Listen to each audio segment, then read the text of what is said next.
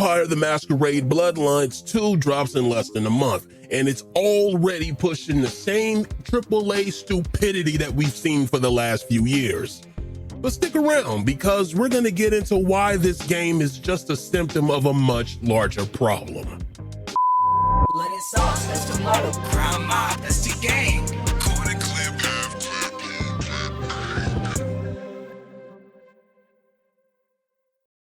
What's good, Crown Mob? It's your boy the Mad Prince back at it again with another video.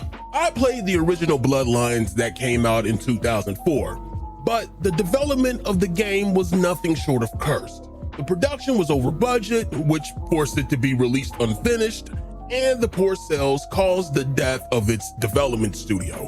What's worse is that it also released on the same day as another small indie game. What's the name of that game?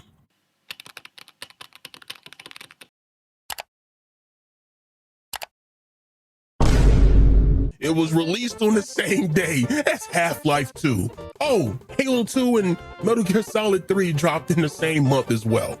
They practically sent it out to die. I won't lie, it was a janky piece of shit, but it was a fun janky piece of shit. The game still managed to build a cult following over the years. And remember, this is an early 2000s action RPG. A lot of things that they do here, like switchable first and third person POVs, good writing and dialogue choices, consequences, a morality system, it's all commonplace now.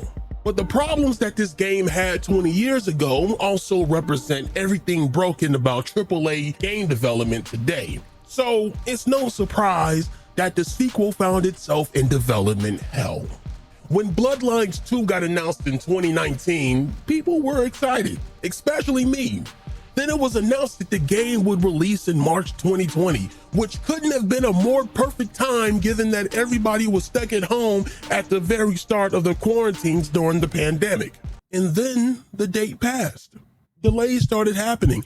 People started being let off the project. Then, for a while, there were few updates. There were talks of the game being canceled. Then a new developer took over the production of the game and started reworking the content and systems. I don't think you all understand just how expensive it is to do something like that. For example, let's say you have a studio of 100 developers, each getting paid an average of $100K.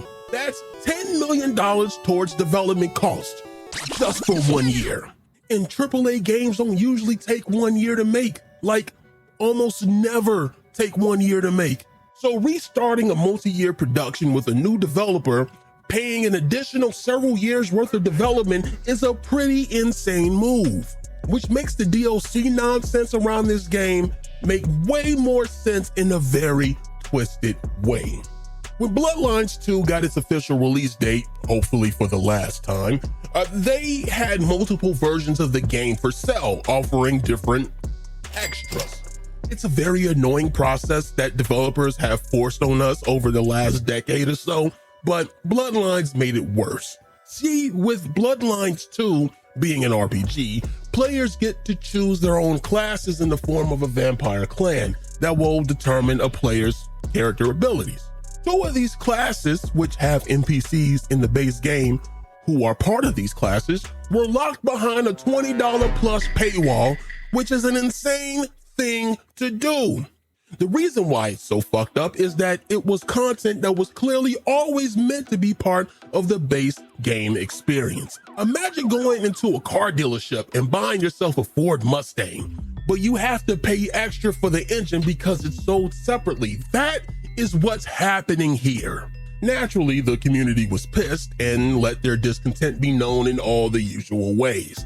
And then Paradox, the people who own the franchise, they had to walk back the decision and make those DLC part of the base game regardless of the version of the game you buy. And this is just one symptom of a much bigger disease. AAA game development is unsustainable. Over the past 2 to 3 years, about 40 to 50,000 developers have been laid off and dozens of game studios have been forced to close. Massive $1 million budgets for games geared towards monetization constantly get pushed to market and fail because executives who prioritize numbers over people make decisions that harm their teams and the industry as a whole. And the cost to gamers is so much worse. $70 to $80 games, gameplay engineered to force microtransactions on people, online games being shut down and players not being refunded their money for purchases. The industry has evolved into an anti-consumer landscape where job security is increasingly uncertain.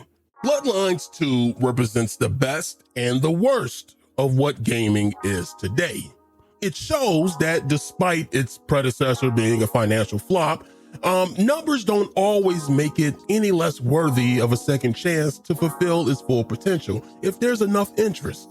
But the high cost of production and the ways the publishers try to nickel and dime their customers are all too common an issue in an increasingly more expensive landscape. Paradox might have course corrected their decision this time, but for companies like Ubisoft, EA, Warner Brothers, Take-Two, it's just the cost of doing business. And we're the ones flipping the bill. Are you excited for Bloodlines 2? Have you sworn off AAA games yet? Drop a comment down below. All right, that's all the time I have for you today. Thank you for watching. Remember to abuse that sub button, caress that like button, and as always, keep the crowns crooked and stay classy. Deuces.